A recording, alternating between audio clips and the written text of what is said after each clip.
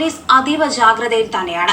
വീടുകളുടെ പിൻവാതിൽ തകർത്ത് അകത്തു കയറുകയാണ് ഇവരുടെ പതിവ്. പിൻവാതിലുകളിലൂടെ ബലക്കുറവ് സംഘം മുതലാക്കും. 3 പേരുടെ സംഘമായിരിക്കും പലപ്പോഴും മോഷണത്തിനെത്തുക. മദ്യപിച്ചിരിക്കും. കണ്ണുകൾ മാത്രം പുറത്തു കാണാവുന്ന വിധത്തിൽ തോർത്ത് തലയിൽ കെട്ടാറുണ്ട്. ഷർട്ടും കൈലിയും അരയിൽ ചുരുട്ടിവച്ച ശേഷം അതിനു മുകളിൽ കൂടി നിക്കർ ധരിക്കും. ശരീരത്തിൽ എണ്ണയും കരിയും പുരട്ടും. പിടികൂടിയാൽ വഴുതി രക്ഷപ്പെടാനാണിത്. പുറത്ത് കുട്ടികളുടെ കരച്ചിൽ പോലുള്ള ശബ്ദം ഉണ്ടാക്കുകയോ അതുപോലെ തന്നെ ടാപ്പ് തുറന്ന വെള്ളം ഒഴുക്കി വിടുകയോ ചെയ്യാറുണ്ട്. ശബ്ദം കേട്ട് വീട്ടിലുള്ളവർ വാതിൽ തുറന്ന്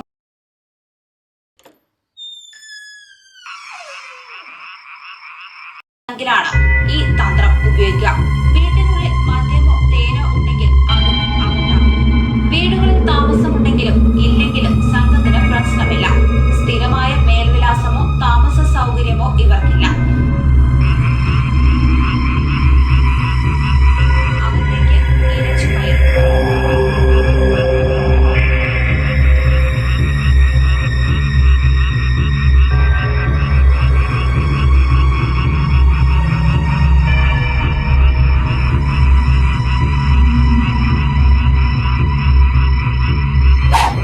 哎呦我的妈！